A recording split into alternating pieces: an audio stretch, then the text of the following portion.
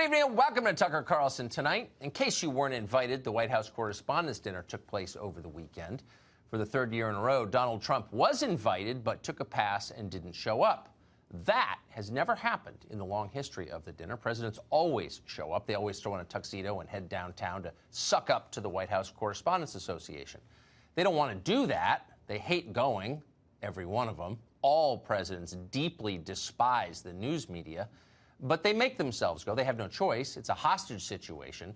If you blow off the dinner, the press will punish you, guaranteed.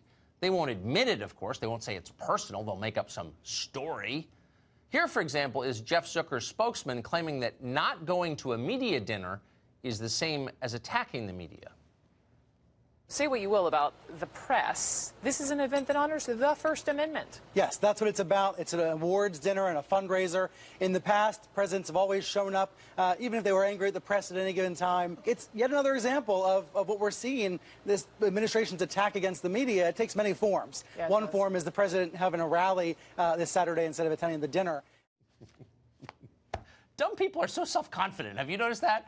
It's almost like there's a self-esteem, competence, reverse access. I think that's real. Anyway, they're telling us that going to your own event instead of our event is a form of harassment. You know what's not harassment, according to CNN? Spying on former Fox reporter James Rosen and his parents because you don't like what he's covering. The Obama administration actually did that, and then Obama went to 8 separate White House Correspondents Association dinners. Nobody ever denounced him as immoral. Obama hated reporters, by the way. Most people do hate reporters for good reason. But reporters loved him back anyway. They agreed with his politics. That's what matters. Watch what happens when they don't agree with your politics. I still separate my career into the period before February of 2017 and what came afterwards. And that's because February 2017 is when the President of the United States called us the enemies of the people.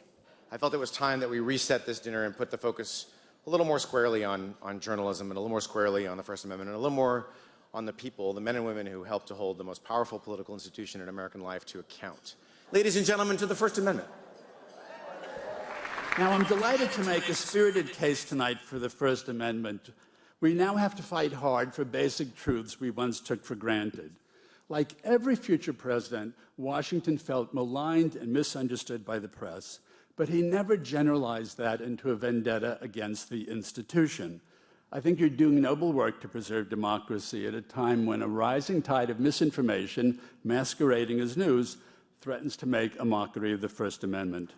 Donald J. Trump is not the first and won't be the last American president to create jitters about the First Amendment. But what is happening today is perhaps even more insidious, a relentless campaign against the very credibility of the news media. This is a glorious tradition. You folks are part of it, and we can't have politicians trampling on it with impunity. People are doubting the news media. That's wrong. You're seeing misinformation masquerading as news, they're telling us. And actually, they're right. We have seen a lot of that recently. How about the last 2 years of Russia coverage on CNN, for example? Michael Cohen met secretly with Russian spies in Prague. Don Jr. is about to be indicted. The Steele dossier is entirely real. They told us all of that and much more, all of it wrong and stupid and totally dishonest.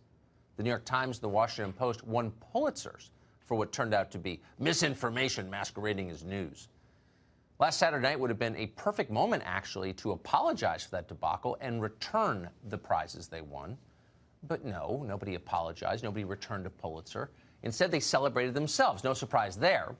That's what they do. What was odd, though, was hearing them talk about free speech. The First Amendment is, in fact, under ferocious attack, really more than any time in the last 50 years at least. And yet the people in that room don't seem to notice. Where were these same people last summer when the big tech companies colluded to silence broadcaster Alex Jones? Alex Jones, he's bad.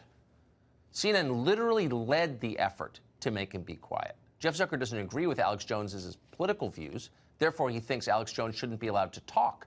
So Zucker shut him up by force. Did anyone at Saturday's dinner mention any of that? And where were they when Facebook and Twitter blocked ads supporting Congresswoman Marsha Blackburn because they criticized abortion? Where were they when Tommy Robinson went to prison in the UK for having unfashionable views about immigration?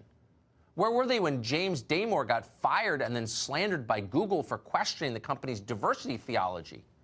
Where were they when Peter Vlaming lost his job teaching in Virginia because he wouldn't use male pronouns to describe a female student? Did any of the First Amendment defenders, here's the First Amendment, they say, at the dinner on Saturday say a single word about any of this? Of course they didn't. Their job, they say, is to hold the powerful to account.